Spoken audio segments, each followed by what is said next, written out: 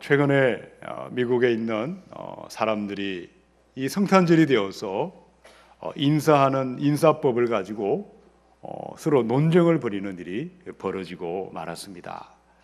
우리는 조금 전에 메리 크리스마스 이렇게 인사를 했는데 이제는 무슨 말이냐? 어떻게 메리 크리스마스로 인사를 해야 되느냐? 해피 할로데이지, 행복한 휴일 되세요, 이렇게 인사를 해야 된다고 이렇게 5대5로 반반이 갈라져서 다툼이 일어나고 말았습니다. 기독교인들과 보수 진영에 속한 사람들은요, 여전히 메리 크리스마스로 반갑게 인사하고 성탄절을 보내고 있지만, 반대편에 있는 사람들은 행복한 휴일 되세요, 전혀 다른 인사법을 가지고 그렇게 크리스마스를 보내고 있습니다. 여러분, 앞으로 세월이 가면 갈수록 점점 더 심해질 것입니다. 성탄절은 무슨 날인지, 크리스마스가 도대체 왜 생겨났는지, 사람들은 가면 갈수록 크리스마스의 의미를 잊어버리고 성탄절의 주인이 예수님이 아니라 산타가 되고 사람이, 상술이 이 성탄절의 주인공이 되어 버리고 있을 것입니다. 여러분, 이유가 어디에 있을까요? 말세가 되면 될수록 우리 사람들의 마음은 점점 강팍해지기 시작할 것입니다. 절대적인 신이 어디 있느냐? 요즘도 절대자를 믿는 사람이 있느냐? 오히려 희롱하면서 절대자가 없고 절대 진리가 없다는 포스트 모더니즘이 극승을 부리고 있습니다. 또 우리 주변에 예수 믿는 사람들을 알고도 지내고 그들을 만나 교제도 하지만 그들을 보아도 전혀 예수님의 모습을 발견할 수가 없다는 것입니다. 2000년 전에 이 크레타 섬에서 예수 믿던 그들의 모습은 어땠을까요? 좀 나았을까요? 그들의 모습도 마찬가지였습니다. 사람들이 교인들을 만나서 교제해보면 과연 예수님은 살아계신 하나님이신지, 십자가는 사실일까, 부활과 재림은 과연 진실일까, 세상 사람들이 헷갈려 했습니다. 믿을 수가 없었고 믿어지지가 아니했던 것입니다. 경건의 껍데기만 남아버렸습니다. 경건의 능력을 상실하고 말았습니다. 그렇다면 오늘 저와 여러분의 모습은 어떠하십니까? 우리는 또다시 성탄절을 맞이했지만 과연 내 주변에 있는 수많은 사람들이 나로 말미암아 구원의 은혜가 그들에게 임하고 있고 우리 주님의 영광을 나의 삶을 통해서 드러내고 있는 것일까? 과연 예수님이 우리의 삶을 통하여 높임을 받으시고 영광을 받고 계시는 것일까? 오늘 이 계시의 말씀을 통해서 내가 먼저 변화되어야 하겠습니다. 우리 모두 새롭게 변화가 되셔서 온 땅에 하나님의 은혜, 구원의 은혜를 전하시고 하나님의 영광을 나타내야 할 줄로 믿습니다. 이 성탄의 아침에 구원의 은혜를 드러내면서 우리 주님께 영광을 돌릴 사람들은 어떤 사람일까요? 우리 첫 번째 11절을 같이 읽어보겠습니다. 시작. 모든 사람에게 구원을 주시는 하나님의 은혜가 나타나. 2000년 전에 바울이 이 크레테라는 섬에서 목양하고 있던 사랑하는 제자 디도에게 편지를 보냈습니다. 당시 크레타에서 예수 믿던 사람들은 말씀도 알았고 예배도 드렸습니다. 그러나 그들은 세상을 더 사랑했고 쾌락을 더 좋아했습니다. 어린아이의 믿음에, 초보 단계의 믿음에 머물고 있었습니다. 그들 중에는 교회에 재직들도 있었고 교사들도 있었지만 하나님의 영광이 그들을 삶을 통해서 드러나지 못했습니다. 그래서 바울은 디도에게 편지를 쓰면서 2장의 1절부터 10절까지 교회 안에 각층의 사람들에게 바른 믿음을 가지십시오, 어떻게 바르게 믿을 수 있는지에 대해서 하나하나 권면의 말씀을 하다가 이제 11절에 와서 예수님의 탄생에 대해서 이야기를 했습니다. 아기 예수의 탄생은 이 땅에 모든 사람에게 구원을 주시는 하나님의 은혜가 나타난 사건이다. 하나님의 은혜, 이 구원의 은혜, 여러분 말 그대로 받을 만한 자격이 있어서 무슨 조건이 되어서 우리에게 나타난 것이 아니었다는 것이죠. 여러분, 은혜가 무슨 말이죠? 은혜는요, 도저히 받을 만한 자격을 한 적이 없습니다. 선한 일을 한 적도 없는데, 그러나 내가 예수님 앞에 나의 죄인인 줄 알고 무릎을 꿇고 예수님을 하나님으로 고백하고 그 이름을 부르는 사람들마다 하나님의 자녀가 되게 하시고 하나님의 구원의 선물을 주시는 것이 바로 은혜라는 것입니다. 자, 12절을 한번 읽어보겠습니다. 시작. 우리를 양육하시되 경건하지 않은 것과 이 세상 정욕을 다 버리고 신중함과 의로움과 경건함으로 이 세상에 살고. 이 말씀을 표준 세번역에 보면요, 이렇게 더 쉽게 번역해 두었습니다. 그 은혜는 우리를 교육하여 경건하지 않음과 속된 정욕을 버리게 합니다. 그 은혜는 지금 이 세상에서 신중하고 의롭고 경건하게 살아가도록 하십니다. 여러분, 은혜가 있어야만이 믿음이 자라나는 것입니다. 내가 결심을 하고 무슨 힘이 있어야 나의 힘으로 경건하게 살고 나의 힘으로 의롭게 사는 것이 아니라는 것입니다. 나의 힘이 아니라 하나님이 도와주셔야 됩니다. 하나님의 은혜가 있어야 바르게 살고 의롭게 살고 경건하게 살 수 있는 줄로 믿습니다. 자, 그런데 많은 사람들은 어떻게 살아가고 있을까요? 하나님의 은혜를 받았지만 은혜를 헛되이 만들어버렸어요. 은혜가 없는 것처럼 만들어버렸습니다. 교회는 다니고 있고 예배는 드리고 있습니다만은 그 삶에 은혜가 메말라 버렸습니다. 은혜가 사라져 버렸어요. 삶의 열매는 어떤 열매가 나타났을까요? 경건치 않음이 나타났습니다. 세상의 정욕에 매여 살아가고 있습니다. 가만 보니까 신중함이 없어요. 신중함이 없다는 것은요, 절제하지 못하고 충동적으로 행동한다. 의로움이 없다는 것은요, 존경받을 만한 삶의 모습이 없다는 것입니다. 경건함이 없다는 것은 뭘까요? 그들의 믿음과 삶이 전혀 딴판으로 따로따로 놀고 있다는 것입니다. 여러분, 무엇이 은혜를 회복할 수 있겠습니까? 어떻게 예수 믿는 우리의 삶을 통해 하나님의 구원 은혜를 드러내며 다시 오실 예수님을 영광 가운데 맞이하는 위대한 성탄의 사람으로 우리를 인도할 수가 있겠습니까? 야고보서 4장의 6절에 있는 말씀입니다. 우리 함께 자막을 읽어봅시다. 시작. 그러나 더욱 큰 은혜를 주시나니 그러므로 일렀을 물리치시고 겸손한 자에게 은혜를 주신다 하였느니라. 아멘. 마음이 교만하고 생각이 거만한 사람에게는 은혜가 와도 은혜를 담아둘 수가 없어요. 은혜를 쏟아버립니다. 은혜가 머물러 있지 못합니다.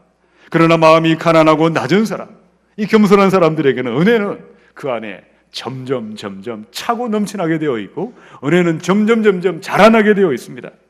은혜가 그의 삶을 가르쳐주고 온 땅에 주님을 드러내게 하고 구원의 은혜를 점점 커져가게 하고 확장되어 가는 것입니다. 이 복된 성탄절, 우리의 마음이 주님의 마음, 겸손한 마음을 회복해야 할 줄로 믿습니다. 그리하여 울고 있는 사람, 지금도 구원의 은혜를 깨닫지 못한 수많은 사람들에게 우리 주님께로 인도하시고 우리 주님의 영광을 나타내야 할 줄로 믿습니다. 오늘 우리 시온 찬양대에서 너무나 귀하게 찬양을 해 주셨습니다. 이 찬양대, 저도 예전에 찬양대에서 베이스 파트에서 찬양을 했던 적이 있습니다. 여러분, 교회 생활을 하면서 가장 재미있는 생활은요, 찬양대 생활입니다. 앞다투고 줄 서셔야 됩니다. 찬양대는 얼마나 재미있는지 모릅니다. 찬양대 하면서 많은 추억들이 있습니다. 그런데 당시에 함께했던 한 집사님이 생각이 나십니다. 이분은 저와 같은 금융기관에 근무하셨습니다. 몸은 아주 호리호리 하셨고 아주 말이 많으셨어요. 끊임없이 말을 하셨는데 칭찬하고 격려하고 위로하는 말을 별로 많이 하지 않으셨어요.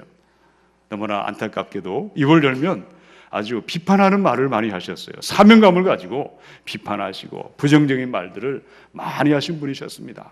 그런데 어느 날 이분의 얼굴이 변화되기 시작했어요. 갑자기 마음이 가난해지고 겸손해지면서 그의 입술의 말이 긍정의 말로 변화되어 있었습니다. 도대체 무슨 일이 있었을까? 까칠까칠하던 얼굴도 어느 순간에 온화하고 따스한 표정으로 변해가고 있었습니다. 한 번은 주일 예배를 마치고 다음 주 할 찬양을 다 연습을 끝냈는데 총무님이 광고를 하시거든요. 광고를 하시는데 우리 모 집사님을 위해서 기도해야 되겠습니다. 집사님께서 몸에 악성 종양이 발견되어서 수술을 받게 되었습니다. 함께 우리 기도하십시다. 그제야 그분의 마음이 왜 그렇게 낮아지시고 가난해지시는지를 깨닫게 해 주셨습니다. 하나님은 집사님을 너무도 사랑하셨습니다. 교만한 마음, 자기도 모르게 먼지처럼 쌓여있던 이 거만한 마음을 가난하고 낮은 마음으로, 겸손한 마음으로 회복하여 하나님의 은혜가 다시금 살아나게 하셨고, 경건하지 않음과 세상의 정욕에서 떠나가게 하셨어요. 남은 인생을 신중하게 살고 의롭게 살고 경건하게 살아가도록 만져주셨고 회복해 주셨던 것입니다. 여러분, 시편의 119편의 67절의 말씀에 고난당하기 전에는 내가 그릇 행하였더니 이제는 주의 말씀을 지키나이다. 70절 71절에 그들의 마음은 살쪄서 기름덩이 같으나 나는 주의 법을 즐거워하나이다. 고난당한 것이 내게 유익이라. 이로 말미암아 내가 주의 율례들을 배우게 되었나이다. 아멘. 저와 여러분의 삶을 통하여, 우리의 일련 모든 행적을 통하여 구원의 은혜가 드러나야 하고 하나님의 영광이 나타나야 할 줄로 믿습니다. 우리 하나님은 마음이 교만하고 생각이 거만한 사람을 사용하실 수가 없습니다. 그들을 만지셔서 가난하고 낮은 마음으로 내려가게 하시고 겸손하게 한 그들을 통하여 구원의 복음이 전해지게 하시고 하나님의 영광을 나타내시는 줄로 믿습니다. 사랑하는 여러분, 고난을 당하고 깊은 수렁이나 웅덩이에 빠져서 그제야 돌이키는 사람은 그야말로 채찍을 맞이하는 짐승에 불과한 것입니다. 날마다 깨어서 기도의 제단 앞에 엎드려야 하겠습니다. 겸손한 마음, 가난하고 낮은 마음을 간직하시고 그 마음을 회복하셔서 은혜의 문으로 함께 들어가시고 구원의 은혜를 전하시며 주님의 영광을 나타내시기를 우리 주님의 이름으로 축원합니다. 자, 두 번째, 우리 13절을 함께 읽어봅니다. 시작. 복스러운 소망과 우리의 크신 하나님 구주 예수 그리스도의 영광이 나타나심을 기다리게 하셨으니 아멘. 여러분, 11절에도 하나님의 구원의 은혜가 나타나라고 되어 있고요, 13절에 보니까 예수님의 영광이 나타나심을 기다린다, 여기도 나타나라는 말이 나와 있죠. 자, 11절의 나타남과 13절의 나타남이 어떻게 다를까요? 11절은요, 바로 2000년 전에 동정녀의 몸을 빌려 마구간에 오신 예수님의 초림, 첫 번째 크리스마스의 사건을, 구원의 은혜가 나타난 것이다. 자, 13절에 나타나시면 뭘 말합니까? 재림의 사건을 말합니다. 하늘 구름을 타시고 이 땅의 심판자로 다시 오실 재림의 그날 영광의 나타나심을 기다리고 준비하라고 말씀하셨습니다. 여러분, 어떤 사람이 이 복스러운 소망, 이 재림의 소망 가운데 다시 오실 예수님을 영광 가운데 맞이할 수가 있겠습니까? 과거의 은혜로 충분하지 않습니다.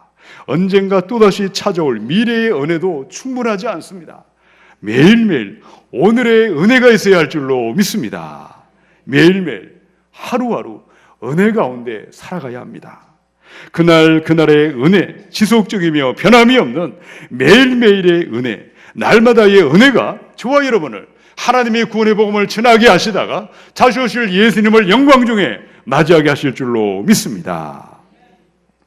신명기 8장의 2절로 3절입니다.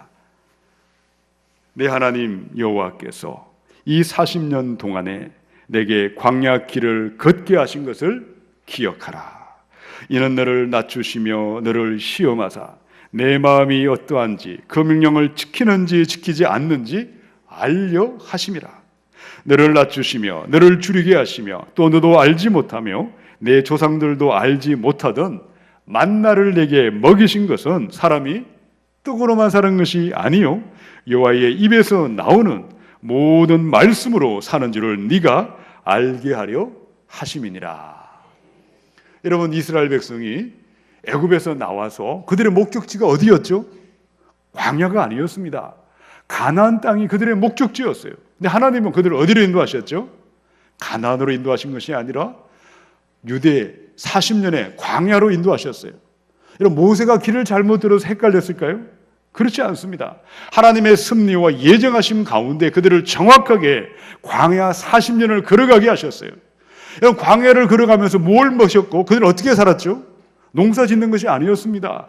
양을 친 것이 아니었어요. 매일매일 아침에 일어나면 온 지면에 하늘로부터 만나가 내려오도록 하셨어요. 여러분, 만나를 어떻게 먹었습니까? 내 집에 앉아 텐트에 앉아서 입을 벌리면 넣어주셨습니까? 아니죠.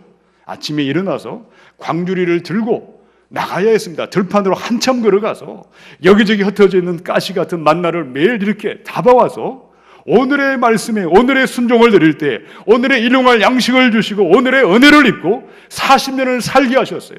40년은 하나님의 낙원에 들어가는 훈련 학교였습니다.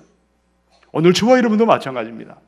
하나님이 저와 여러분의 삶에 위대한 축복을 예비하셨는데 그 축복은 매일매일의 말씀 앞에 오늘의 순종을 드리며 오늘의 은혜를 입고 나아가는 그들이 쌓이고 쌓여 모이고 모여 은혜의 방울방울이 모이면 은혜의 강줄기를 이룹니다. 은혜의 대양을 이루어서 바로 저와 여러분을 통하여 영광 중에 오실 예수님을 기쁨과 찬란한 영광 중에 맞이하게 될 줄로 믿습니다.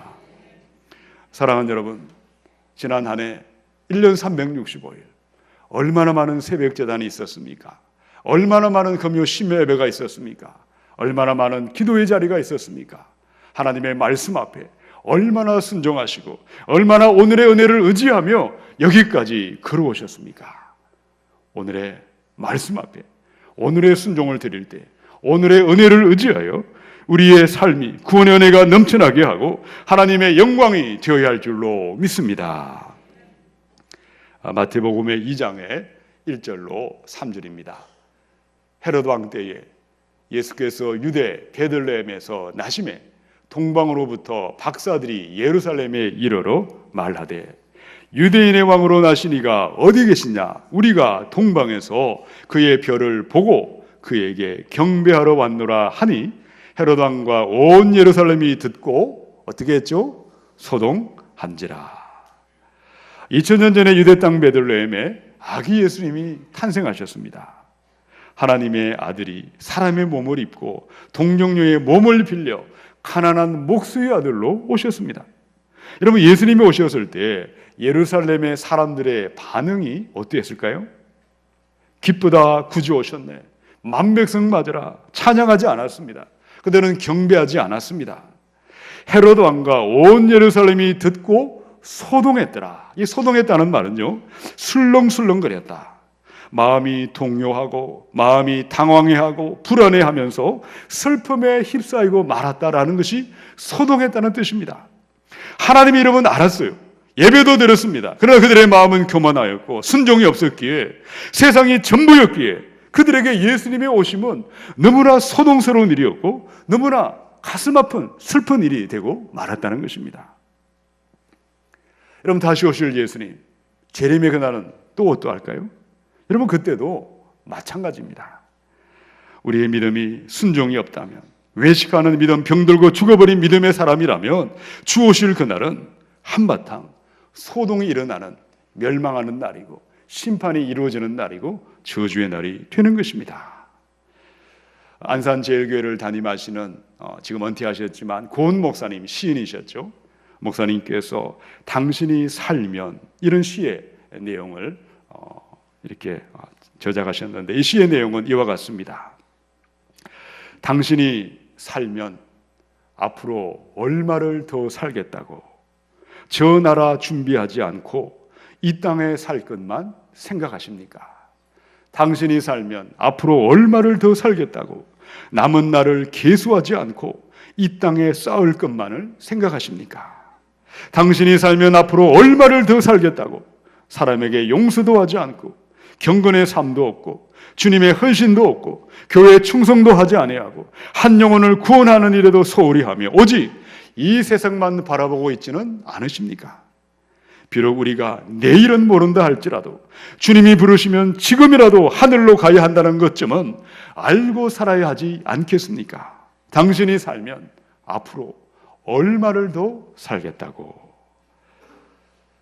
사랑하는 여러분, 우리는 우리의 남은 날이 얼마인지 알 수 없습니다. 언제 우리 주님이 다시 오실지 그 날과 그 시를 알 수 없습니다. 그러나 매일매일 우리 주님의 말씀 앞에 서서 오늘의 순종을 드리며 오늘의 은혜를 입고 나아갈 때 주님 오실 그날은 영광의 날이요, 축제의 날이요, 기쁨의 날이 될 줄로 믿습니다. 이 땅을 바라보며 하루아침에 멸망당할 인생이 아니라 재림의 소망 가운데 다시 오실 예수님을 바라보면서 매일매일 말씀 앞에 서셔서 오늘의 말씀에 오늘의 순종을 드리며 오늘의 은혜로 주 오실 그날을 영광 중에 맞이하시기를 우리 주님의 이름으로 축원합니다. 우리 세 번째 14절을 같이 읽어봅시다. 시작. 그가 우리를 대신하여 자신을 주심은 우리를 깨끗하게 하사 선한 일을 열심히 하는 자기 백성이 되게 하려 하심이라. 아멘. 사도 바울은 크레타 섬에 사랑하는 제자 디도를 남기게 했습니다. 남도록 했습니다. 거기에 예수 믿는 사람들의 믿음이 너무나 어린아이의 믿음이고 초보적인 믿음에 머물러 있었기 때문에 그들을 하나님의 은혜 가운데 머물게 하고 그들의 마음이 가난해지고 낮아질 수 있도록 부지런히 말씀을 가르치고 오늘의 은혜 앞에 서도록 편지를 보냈던 것입니다. 자, 14절을 보십시오. 만 백성을 구원으로 인도하는 하나님의 은혜가 무엇 때문에 시작이 되었습니까? 그가 우리를 대신하여 자신을 주심은, 여러분 뭘 말하죠? 십자가를 말합니다. 예수님의 피로 이루어 주셨어요. 십자가는 아무 죄가 없으신 예수님이 죄인들을 대신하여 십자가에 못 박이사 피 흘려 죽으신 대속의 죽음이고 대속의 사건입니다. 여러분, 피 흘리심의 목적이 무엇일까요? 왜 예수님이 십자가에 못 박혀야 했습니까? 첫 번째는요, 모든 불법에서 우리를 속량하기 위함이다. 여러분, 속량이라는 것이 무슨 말이죠? 요즘은 잘 쓰지 않죠. 아주 테러 분자가 여러분을 인질로 잡았다고 한번 상상해 보시기 바랍니다. 내일까지 수십억의 돈을 입금하지 않으면 이 사람은 목이 잘려 죽게 될 것이다. 실제 그런 일이 일어나고 있어요. 자, 그런데 누군가 다른 사람이 내 대신에 목이 잘려 죽음을 맞이하고 그 몸값을 치름으로 나를 풀어주고 나를 해방하는 것이 바로 속량이라는 단어입니다. 예수님의 십자가는 죄의 종이요, 마귀의 종이요, 귀신의 종으로 살던 저희 여러분의 몸값을 예수님이 십자가에 피 흘려 죽으심으로 다 치러주시고 갚아주셔서 나를 구원하시고 살려주신 하나님의 은혜인 것입니다. 자, 두 번째, 왜 예수님이 십자가에 피 흘려 죽으셨습니까? 우리를 깨끗하게 하사 선한 일에 열심을 내는 자기 백성을 삼기 위함에 있습니다. 똑같은 말씀이 고린도후서 5장 14절 15절에 있습니다. 그리스도의 사랑이 우리를 강권하시는도다. 우리가 생각하건대 한 사람이 모든 사람을 대신하여 죽었은즉 모든 사람이 죽은 것이라.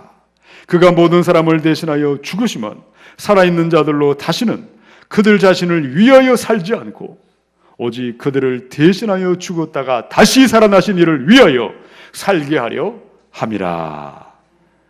우리 예수님께서 십자가에서 자기 마음에 드는 사람만을 위해 돌아가지 않으셨어요. 온 인류를 위하여 모든 사람을 대신하여 죽으셨습니다. 모든 사람이 죽은 것입니다. 저도 죽었고 여러분 모두도 죽은 것입니다. 옛 사람이 죽어버린 사람은 더 이상 자신의 주장, 자신의 생각, 자신의 고집을 드러낼 수 없습니다. 이미 십자가에 달려 죽어버렸기 때문입니다. 죽은 자는 더 이상 세상의 영, 어둠의 영을 따라가지 않습니다. 예수님의 영, 성령을 따라 주님의 사랑을 기억하고 주님의 사랑을 간직하고 그 사랑을 가지고 선한 일에, 사람을 살리고 생명 살리는 일에 전심전력하고 최선을 다해 헌신하며 나가야 할 줄로 믿습니다. 사랑하는 여러분, 이 성탄의 계절 성령의 충만을 받으셔서 주님의 사랑, 십자가의 사랑으로 사람을 살리는 선한 일에 열심을 내시고 전심전력하며 함께 달려가셔야 하겠습니다. 크리스마스가 되면 우리가 항상 기억해야 될 한 사람이 있습니다. 현봉학이라는 분이십니다. 여러분 들어보셨습니까? 현봉학 박사는 함경북도 함흥에서 목사로 있던 아버지와 당시 장로교 여전대회 회장으로 있던 어머니 사이에 출생을 했습니다. 해방이 되어서 가족과 함께 월남을 해서 세브란스 의전, 지금의 연대 의대를 졸업하고 의사가 되었습니다. 2년간 미국 유학을 마치고 돌아와서 1950년에 세브란스 병원의 의사로 재직하던 중에 바로 그 해에 한국 전쟁이 발발했습니다. 그는 미군의 에드워드 알몬드 사령관의 고문으로 있었는데 1950년 12월 23일 날 흥남부두에 그 지옥 같은 현장에 있었습니다. 당시 흥남부두는 미군과 한국군 10만 5천 명, 피난민 9만 명으로 극도로 혼잡한 상태였습니다. 미국의 비행기가 이 중공군을 폭격하는 동안에 군함과 상선 200척이 흥남 철수 작전에 동원되었습니다. 수많은 피난민들이 한꺼번에 몰려들어서 도저히 배를 타고 철수하지 못할 그런 지경이었습니다. 그때 현봉학은 자신이 타고 있던 메르데스 빅토리아호의 선장에게 간곡히 요청을 하고 또 요청을 했습니다. 선장님, 저 피난민들을 살려주셔야 됩니다. 저들의 생명을 살려야 됩니다. 간곡하게 요청을 하고 또 요청을 했습니다. 끝까지 포기하지 않는 간절하게 부르짖는 현봉학에게 선장은 탄복을 했습니다. 그래야 마침내 배에 있던 모든 무기를 바다에 다 버리게 했습니다. 그리고 나서 정원 2,000명의 배에 14,000명이 승선을 했습니다. 이 피난민을 태운 메르데스 빅토리아호가 험난한 항해를 마치고 1950년 12월 25일 바로 이 크리스마스 당일에 거제도의 장성포항에 도착을 했습니다. 이틀 동안 철수하는 과정 가운데 많은 피난민들은 극심한 추위와 굶주림에 떨어야만 했습니다. 배밑장에 들어가고 틈새에 들어가 서로서로 부둥켜 안고 지옥 같은 시간을 견디고 있는 동안 놀랍게도 새 생명이 5명의 신생아가 배 위에서 태어났다고 합니다. 에스겔서 37장 9절입니다. 여호와께서 이같이 말씀하시기를 생기야 사방에서부터 와서 이 죽음을 당한 자에게 불어서 살아나게 하라. 아멘. 성령님은 누구십니까? 사람을 살리는 영이요 사랑의 영이요 생명의 영이신 줄로 믿습니다. 성령에 충만한 사람, 성령을 따라가는 사람들마다 사람을 살리는 생명 살리는 그 일에 열심을 내는 것이고 전심전력하여 구원의 은혜를 드러나고 우리 주님의 영광을 나타내는 줄로 믿습니다. 사랑하는 여러분, 1950년에 크리스마스의 기적이 어떻게 일어났습니까? 또다시 찾아온 2016년의 이 크리스마스, 죄악과 절망과 이 어둠의 땅에 어떻게 또다시 크리스마스의 기적이 일어날 수가 있겠습니까? 성령님을 따라 십자가의 사랑을 기억하시고 그 사랑을 마음에 간직하시고 그 사랑을 따라 내 주변의 수많은 사람들에게 찾아가 주님의 사랑으로 품고 안아주고 기다리며 예수의 복음을 전하는 선한 일에 열심을 내는 저와 여러분이 되어야 하겠습니다. 바로 그리할 때 저 북녘 땅과 고통하는 수많은 사람들이 다시 오실 예수님을 바라보는 구원의 은혜가 드러나며 주님의 영광 가운데 재림의 그날을 맞이하게 하실 줄로 믿습니다. 성령의 충만을 받으셔서 하나님의 사랑을 따라 사람을 살리는 일, 생명 살리는 이 선한 일에 함께 전심전력하며 나아가시는 우리 모두가 되시기를 우리 주님의 이름으로 축원합니다.